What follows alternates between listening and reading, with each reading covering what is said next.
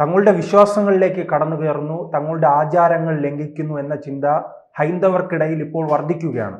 ആ ഒരു ചിന്തയ്ക്കിടയിൽ തന്നെയാണ് ഇപ്പോൾ ഏറ്റവും അവസാനം മലപ്പുറത്ത് നടക്കുന്ന കുംഭമേള സർക്കാർ തടയുകയാണ്. മറ്റൊരു ശബരിമല വിഷയം പോലെ ഇതും മാറുമോ? അതിനേക്കാൾ വലിയ വിഷയമായി പോകുമോ എന്നാണ് എൻ്റെ ഭയം.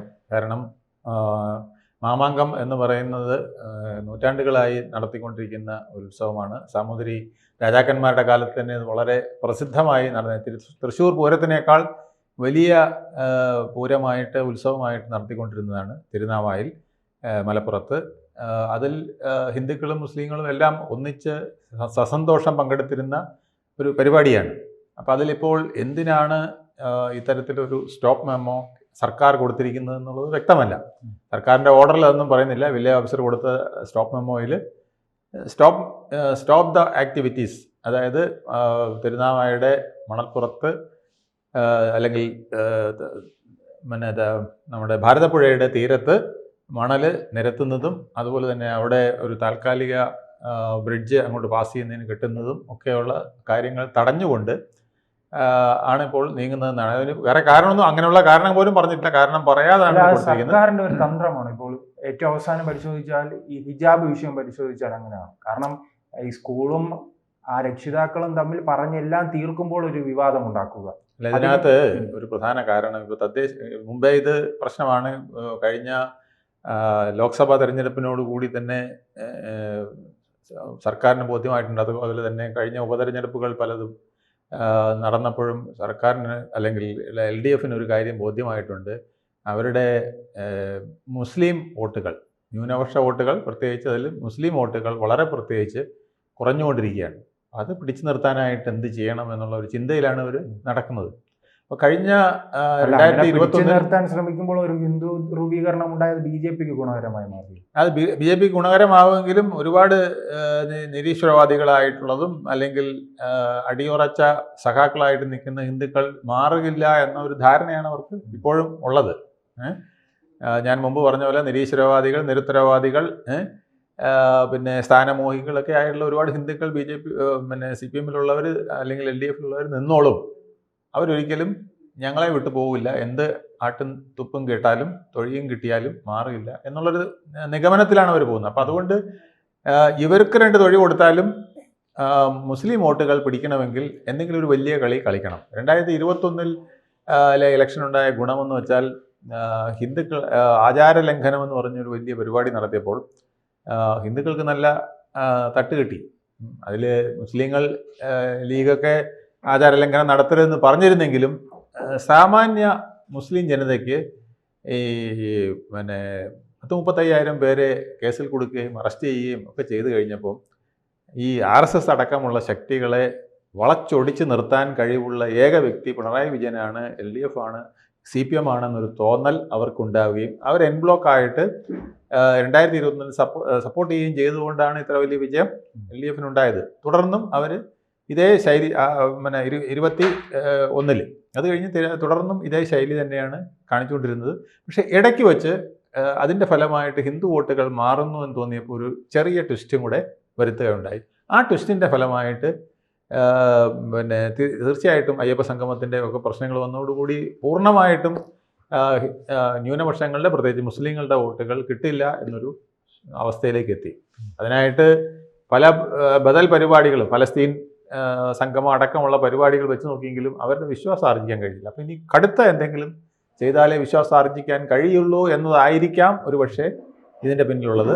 2 കാരണങ്ങളാണ്. ഒന്നിപ്പോൾ കഴിഞ്ഞ ദിവസം മുഖ്യമന്ത്രി തന്നെ വന്ന് നമ്മുടെ രക്തസാക്ഷി മണ്ഡപത്തിൽ കേന്ദ്ര ഗവൺമെൻറ്റിനെതിരെ ഒരു കുത്തിയിരിപ്പ് സമരം നടത്തി. ഉണ്ണാവൃതം നടത്തിക്കൊണ്ട് കുത്തിയിരിപ്പ് സമരം നടത്തി. ആ കുത്തിയിരിപ്പ് സമരത്തിൻ്റെ ഉദ്ദേശം മോദിയെ ഞങ്ങൾ എതിർക്കുന്നു, കേന്ദ്ര സർക്കാരിനെ എതിർക്കുന്നു, BJP എതിർക്കുന്നു എന്നുള്ളതാണ്.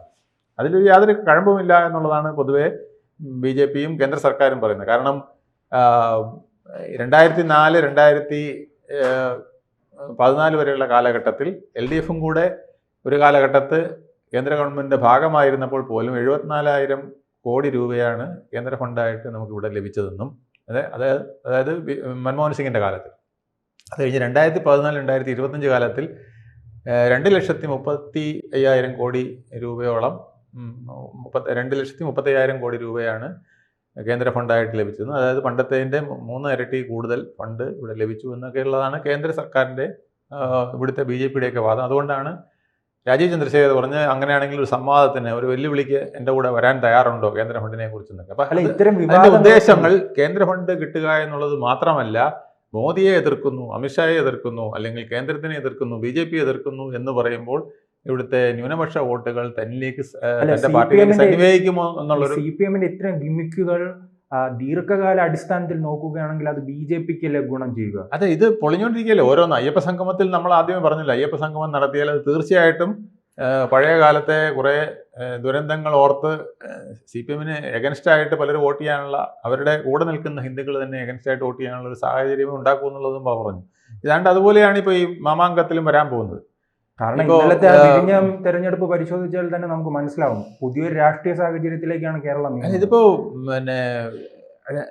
ഇതുവരെ ഉണ്ടാകാത്ത 1957 ശേഷം ഇന്ന് വരെ ഉണ്ടാകാത്ത ഒരു ഡിവിഷൻ കേരളത്തിൽ ഉണ്ടായിരിക്കുകയാണ്. ആ ഡിവിഷൻ ഒന്നും ചെറിയ ഡിവിഷനൊന്നുമല്ല. നമ്മളിപ്പോൾ ന്യൂനപക്ഷങ്ങൾ എന്ന് പറയുന്നെങ്കിൽ അത് ന്യൂനപക്ഷമല്ല, ഏതാണ്ട് 48-49% വരുന്നതാണ്. 50-51% വരുന്ന ഹിന്ദുക്കൾ ഒരു സൈഡിലും ബാക്കി വരുന്ന ന്യൂനപക്ഷം ഒരു സൈഡിലും വരുമ്പോൾ 50-50 ഏതാണ്ട് ഒരു പോർക്കളം തീർക്കുന്ന സാഹചര്യത്തിലേക്ക് വരികയാണ്. അപ്പോൾ ഇത് കൂടുതൽ ഈ തൻ്റെ കൂടെ നിൽക്കുന്ന ഹിന്ദു വിഭാഗങ്ങളെ തളർത്തുന്ന സംഭവങ്ങൾ LDF-ലുണ്ടായാൽ അതും അവർക്ക് ദോഷമായിട്ട് വരും. ഇത് BJP-ക്ക് ഇതറിയാം. അതുകൊണ്ട് അവർ നിങ്ങൾ ആ മണ്ടത്തരം കാണിച്ചുകൊണ്ടിരിക്കൂ എന്ന് പറഞ്ഞ് നിൽക്കുകയാണ്. അപ്പോൾ ഇനി മഹാ ഉത്സവം നടക്കുമ്പോൾ അവിടെ വലിയ പ്രശ്നങ്ങളുണ്ടാവും. അത് തടയാൻ ശ്രമിച്ചാൽ അതിനേക്കാൾ വലിയ പ്രശ്നം ഉണ്ടാകും. ഒരുപക്ഷെ നോർത്ത് ഇന്ത്യയിൽ നിന്ന് വരെ സന്യാസിമാരെ വരെ അവിടെ കൊണ്ടുവന്ന് അതൊരു വലിയ സംഭവമാക്കി, പ്രശ്നമാക്കി മാറ്റാനും സാധ്യതയുണ്ടെന്നാണ് അറിയുന്നത്. അങ്ങനെയാണെങ്കിൽ നമ്മുടെ 2026 ഇലക്ഷന് മുമ്പ് CPM ഉദ്ദേശിക്കാത്തത്ര വലിയ പ്രശ്നങ്ങൾ അതിലേക്ക് പോകുമോ എന്നും സംശയമുണ്ട്. അല്ല, ഈ തെക്കൻ കേരളത്തിൽ അത് കൃത്യമായി മുതലാക്കാൻ BJP കഴിയുമല്ലോ? തീർച്ചയായിട്ടും കഴിയും, അത് കഴിയും. അവിടെയും ഇതൊരു വലിയ സംഘർഷത്തിനുള്ള സിറ്റുവേഷൻ ഉണ്ടാവുകയാണ് ചെയ്യുന്നത്. ഇപ്പം ഉദ്ദേശം മലപ്പുറത്ത് പല നൂറ്റാണ്ടുകളായി നടന്നിരുന്ന ഒരു ഉത്സവമാണ്. ആ ഉത്സവം തീർച്ചയായിട്ടും ഹിന്ദു മുസ്ലിം മൈത്രിയോടുകൂടി നടന്നിരുന്ന ഒരു ഉത്സവമാണ്. ശബരിമല പോലെ വളരെ മൈത്രിയോടുകൂടി നടന്നിരുന്ന ഒരു പരിപാടിയാണ്. ആ പരിപാടിയെ ഇപ്പോൾ തടസ്സപ്പെടുത്തുന്നത് എന്തിനാണെന്ന് സംഘാടകർക്കും പിടിയില്ല, നോട്ടീസ് കൊടുത്തവർക്കും അറിയില്ല. അതിന്റെ ഗുണം ലഭിക്കുമെന്ന് പറയുമ്പോൾ ഏറ്റവും കൂടുതൽ ഇത്തരം പ്രശ്നങ്ങൾ ഉണ്ടാകുമ്പോൾ ഗുണം നേടാൻ കാത്തിരിക്കുന്നത് UDF ആണ്. UDF അധികാരത്തിൽ വരികയാണെങ്കിൽ ഈ പ്രശ്നങ്ങളെല്ലാം അവർക്ക് പരിഹരിക്കാൻ കഴിയുമോ? UDF അധികാരത്തിൽ വന്നാൽ കൂടുതൽ പ്രശ്നങ്ങളായിട്ട് പോകും. കാരണം UDF-നെ സംബന്ധിച്ചിടത്തോളം ബേസ് ഇല്ലാത്ത ഒരു താഴെത്തട്ടിൽ ഒരു പ്രക്ഷോഭം സംഘടിപ്പിക്കാൻ ബേസ് ഇല്ലാത്ത ഒരു പാർട്ടിയാണെന്ന് നമ്മൾ കഴിഞ്ഞ 5 വർഷത്തെ പ്രവർത്തനത്തിൽ നിന്ന് നമുക്ക് മനസ്സിലായി. അല്ല, ഒന്നാന്തരം വിഷയങ്ങൾ കിട്ടിയിട്ട് അവർക്ക് അത് വേണ്ട രീതിയിൽ ഉപയോഗിക്കാനായിട്ട്, ജനങ്ങളുടെ ഇടയിൽ എത്തിക്കാനായിട്ട് അവർക്ക് കഴിഞ്ഞില്ല. പക്ഷെ അവർ വിജയിച്ചു. അത് കാരണം ജനങ്ങൾ മടുത്തുപോയി. ജനങ്ങൾ മടുത്ത് ജനത്തിന് മറ്റൊരാളെ വോട്ട് ചെയ്യാൻ വേണമല്ലോ. അതാണ് അവരും കാത്തിരിക്കുന്നത്. നിങ്ങൾക്ക് അടി കൊണ്ട് തൊഴി കൊണ്ട് ബുദ്ധിമുട്ടി 5 വർഷം നരയിച്ച് കഴിയുമ്പോൾ ഞങ്ങൾക്ക് വോട്ട് ചെയ്യൂ. ഇതാണ് UDF-ൻ്റെ നയം. ആ നയമാണ് ഇപ്പോഴും അവർ കൈകാര്യം ചെയ്യുന്നത്. പക്ഷെ അത് മാറും. കാരണം വേറൊരു ബദൽ സംവിധാനം കൂടെ വരുമ്പം ഈ പരിപാടി നടക്കാതെ വരും. അന്ന് ഒരു മാറ്റം വരും. ആ മാറ്റം 2026 തന്നെ ചിലപ്പം ചില പ്രധാനപ്പെട്ട നമ്പർ സീറ്റ് BJP പിടിക്കുകയാണെങ്കിൽ 2026 മുഖ്യമന്ത്രി കസേരയിലേക്ക് പോകുമ്പോൾ പോലും ചില മാറ്റങ്ങൾ വരും. പക്ഷെ അതിന് CPM വലിയ രീതിയിൽ തളർന്നു പോയി കഴിഞ്ഞാൽ അതിൻ്റെ ഗുണം മുഴുവൻ UDF കൊണ്ടുപോവുകയും ചെയ്യും എന്നുള്ളത് സത്യമാണ്.